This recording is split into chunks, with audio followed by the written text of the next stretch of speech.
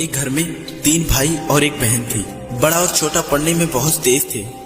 उनके माँ बाप उन चारों से बहुत प्यार करते थे, मगर मझले बेटे से थोड़ा परेशान थे। बड़ा बेटा पढ़ लिख कर डॉक्टर बन गया, छोटा भी पढ़ लिख कर इंजीनियर बन गया, मगर मझला बिल्कुल आवारा और गवार बन के ही रह गया। सबकी शादी हो गई। बहन और मझले को छोड़कर दोनों भाइयों ने लव मैरिज की थी।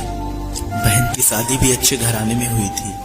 आखिर भाई सब डॉक्टर और इंजीनियर जो थे, अब मझले को कोई लड़की नहीं मिल रही थी। बाप भी परेशान और माँ भी परेशान।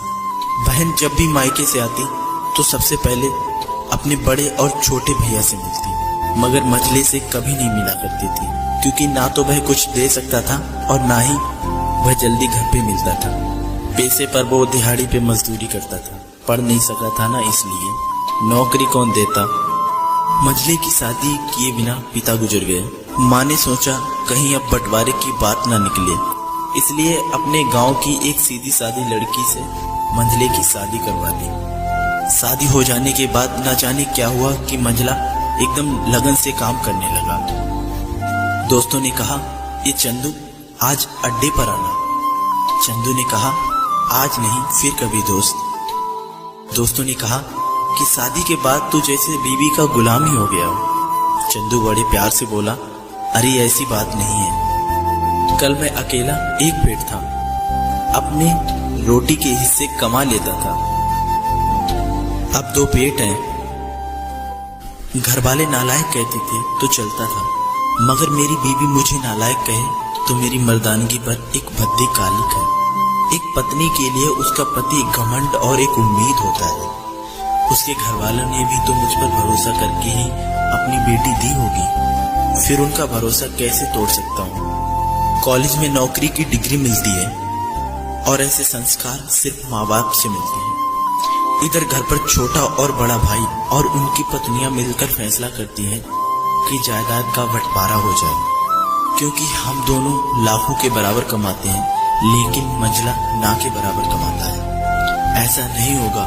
माँ के लाख मना करने के बाद बंटवारे की तारीख तय होती है। बहन भी आ जाती है, लेकिन चंदू है कि काम पे निकलने के लिए ही बाहर आता है।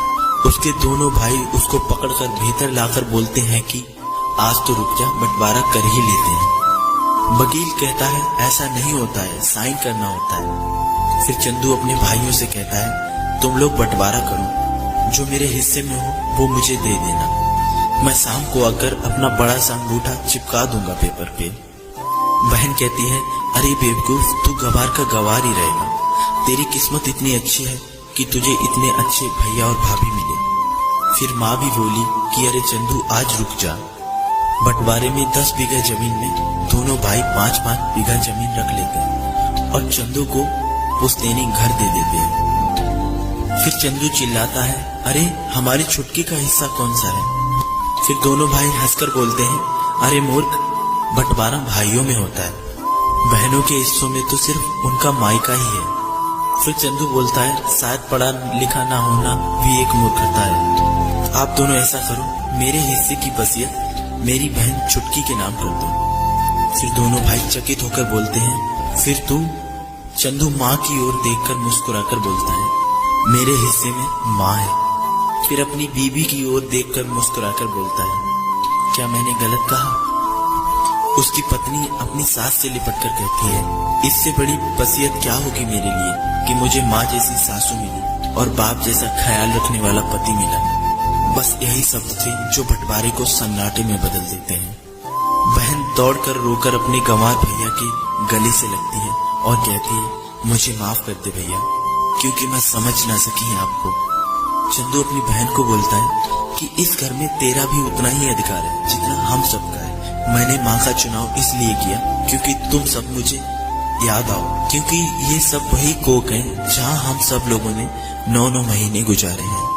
माँ के साथ साथ तुम्हारी यादों को भी मैं रख रहा हूँ। दोनों भाई दौड़कर मंझले से गले रखकर रोते रोते कहते हैं, आज तो सचमुच का बाबा लग रहा है। सबकी पलकों पे पानी ही पानी है। सब एक बार फिर से साथ साथ रहने लगते हैं। दोस्तों, जब लोग अनपढ़ थे तो परिवार एक हुआ करते थे। मैंने टूटे हुए परिवारों में अक्सर पढ़े लिखे लोग ही देखे हैं। दोस्तों ये वीडियो आप लोगों को कैसा लगा हमें कमेंट में जरूर बताइएगा। साथ ही साथ इस वीडियो को लाइक जरूर कीजिएगा और अगर आप हमारे चैनल पर नए आए हैं तो हमारे चैनल को सब्सक्राइब जरूर कीजिएगा।